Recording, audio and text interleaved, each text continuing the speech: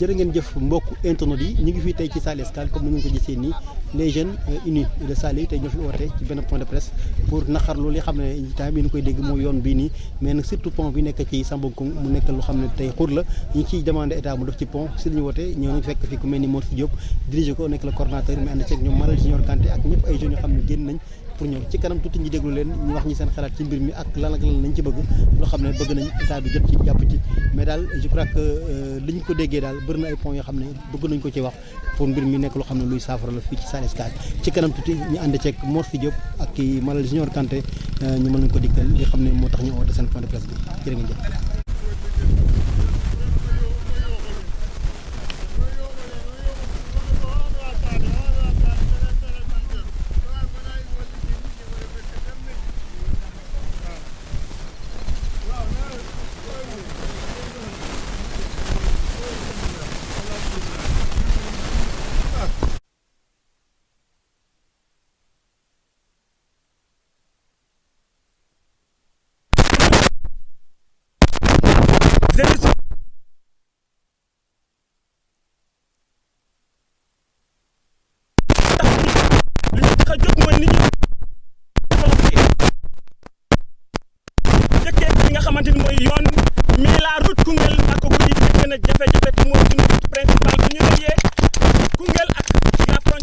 la Gambie yaakaar naa ne yoon boobu tey su jaarul yoon dinañ am jafe-jafe dem ak dikk ñi nga xamante ne ay baykat leen su nawet jotee te mënuñu jot seen yeneen tool yi wala ki nga xamante ne aussi malade la war a yóbbu malade bi hôpital te amul fi muy jaar parce que yoon bi baaxul xur yi si feesee point yi dañuy dagg loolu yëpp ay jafe-jafe yoo xamante ne ñu koy joytu si biir commune yaakaar naa ne tey loolu moo tax ñun ñu daje fi ni gis nañ que yoon bi ñu ngi koy dénk muy marché bi gagné pour defar yoon bi dara baaxul ci amul panneau de signalisation amul ay yi nga xamante ni ay pont te pont yaakaar naa ne ku ko deful ci xur mooy ay naxaate bi dafa jeex parce que nag président de la république dafa ñëw gestu ñu jox ñu yoon bi suñ ko ñu defaral lu jaar yoon nag yaakaar naa ne loolu dañ ko war a joytu devant le président de la république ñu ngi ñaax ñi nga xamante ni aussi ñooñu les autorités ñi nekk ci biir commune bi aussi pourquoi supervision li nga xamante ni mooy liggéey bon yi fi gars yi defar yaakaar naa ne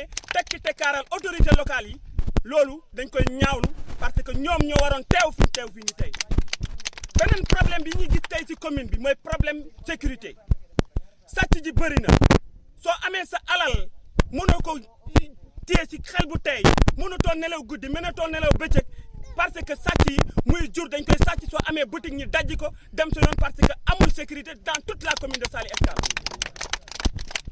électrification rurale bi nga xamante ni tey dëkk yëpp moom la ñuy nooyee Saly Escale amul si li nga xamante ni doy na ay quelques villages lañ ciblé jox leen ko yaakaar naa ne loolu jafe-jafe la te fuñ toll nii au 21e siècle cette commune là mérite une considération tey mënuma comprendre forestation bi daggum garab bi mënatuñ am nawet bi doy parce que àll amutul loolu yaakaar naa ne ay jafe-jafe yu ñu war a xeex moo tax ñun ndaw ñi tey dañoo teew fii nii pour xeex loolu yëpp ñu ngi woon ak autorité muy ñi nekk ci biir commune bi ñi ŋànk département bi ak le ministre en charge des infrastructures routières ñu saafar ñu yoon bu jógee Koungheul dem Makku gi donc loolu daal ñu ngi koy joytu ci président de la république mu jàppale ne parce que élection yu weesu nag 80% lañ ko voté ñu nekk la première commune bi nga xamante ni ñoo ëppale lu ñu jox ay carte président de la république beneen mbir mi ñuy wax rek mooy ci wàllu extrait de naissance loolu yaakaar naa ne dafa nekk feebar ci xolu nit ñi nga xamante ni ay borom njaboot lañ ay élèves yi nga xamante ni dañuy jàng ay ñi nga ndaw yoo xamante ni dañoo toll ci liggéey mënuñu am kayitu juddu mënuñu am carte d'identité parce que li ñu wax foofu far dafa ñaa ne nag politique warul une farfarloo de doo am kayitu juddu yaakaar naa ne dafa war a jeex ci commune bi. à part ça li ngeen wax yëpp ci ay points bu amul fu ngeen jëm. yaakaar naa ne nag lii nag c'est une alerte boo xamante ni ñu ngi koy ñaax autorités yi su saafarul dans les jours à venir lu président de la république ak ñim àndal ngeen xam ne nag lu ñëw rek ñin la on va assurer notre responsabilité parce que nag dootuñu seetaan nit ñi ñi suñ commune di des ginnaaw parce que ñu ngi fay l'impôt di def lépp loo xamante ni nii laaj na citoyen bi laaj na ko si biir commune bi te duñ ko saafara donc nag yaakaar naa ne loolu lañ amoon ay kàddu yu ñuy dénk autorité. Coordonnateur du collectif des jeunes pour le développement de Saly Escale. Voilà, nous sommes là aujourd'hui pour dénoncer et en même temps informer et attirer l'attention des autorités sur les nombreux problèmes que rencontre notre chère localité. Comme vous le savez, la localité de Saly Escale, la commune de Saly Escale, rencontre d'énormes difficultés. D'abord, il y a le problème de l'enclavement. Nous sommes dans une localité très enclavée et quand l'hivernage arrive, les populations rencontrent d'énormes difficultés pour pouvoir se déplacer à l'intérieur du pays. Et je rappelle que la route où nous nous trouvons présentement, qui a été inaugurée en 2017 par le président de la République, les travaux n'étaient pas encore terminés. Et la société qui avait en charge sa construction avait très mal exécuté les travaux. C'est la société Sotracom. De plus, il y a le problème de sécurité. Nous sommes dans une commune qui compte plus de 80 villages et il n'y a pas de brigade de gendarmerie. Qu'est-ce qu'on remarque? Souvent, le vol de bétail est très fréquent.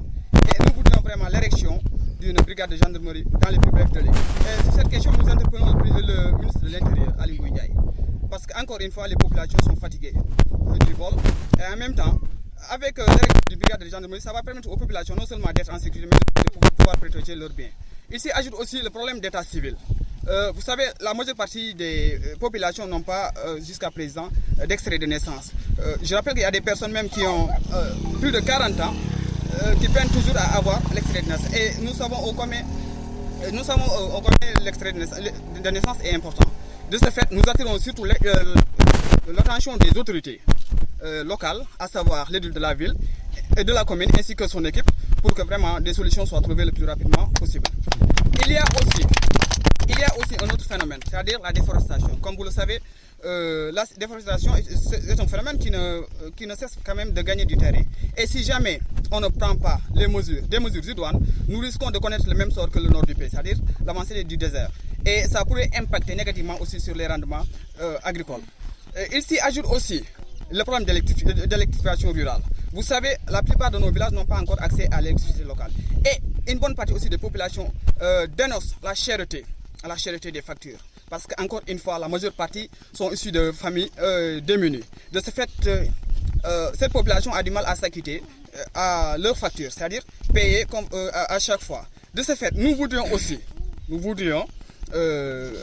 s'il le faut, nous réclamons des compteurs Yahanal afin de pouvoir contrôler aussi ce que nous consommons. Il s'y ajoute aussi la modernisation. Nous voulons que notre agriculture aussi soit modernisée. Parce que depuis les temps immémoriaux jusqu'à présent, c'est toujours le même système agricole qui est utilisé. C'est-à-dire la méthode traditionnelle. Et à chaque fois, on entend dire que des tracteurs sont offerts par-ci, par-là. Mais à l'heure où je vous parle, la population de Saly Escale vraiment a du mal à avoir accès à ce matériel-là. Et nous voudrions vraiment, comme nous faisons partie du pays, nous voudrions vraiment être considérés. Bon, c'est cette pléthore de doléances que ce collectif voudrait mettre sur la table du président et espère que les solutions soient trouvées le plus rapidement possible parce qu'encore une fois, notre commune est à l'agonie. Ok, si vous nous parlez des solutions, est-ce que vous comptez faire quelque chose? Bon, là, ce n'est que la première étape.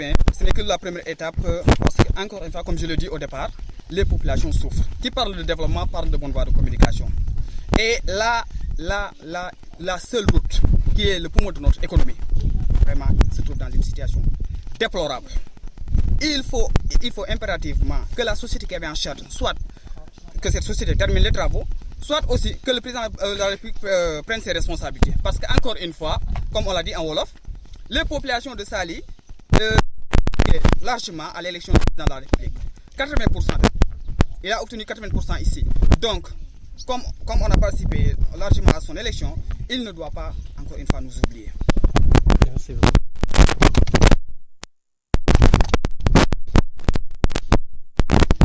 jërëjëf mbokk yi ni ngay gisee ñu taxoon ñu ñëw fii ci Saly Escale les jeunes ñoo nekkoon noonu muy les jeunes unis de la commune de Saly Escale ñoo leen def seen rapport comme ni koy déggee yeneen jeunes rek mais ñoom ñu yokk ci yeneen point yu mel ni état civil ñii nga xam ne am na ay problème yoo xam ne buñ mën a am extrait mais yokk ci leneen ak leneen éducation rurale bi ak yeneen ak yeneen da ngeen ci mel ni ki nekkoon ci yor seen kàddu di moo si jëpp ak ki xam ne mooy Kanté Junior ñu kàddu yi xam ne yëpp nañ ko fii nii ñu ñëwoon fii ci pont bi xam ne moom la ñuy wax pont Samakoum bi ñi koy naqarlu di état bi nag mu jàppale leen ci mbir mi nekk tey moom la ñu ñëwoon jël leen ko fii ci Saly Escale jërë ngeen jëf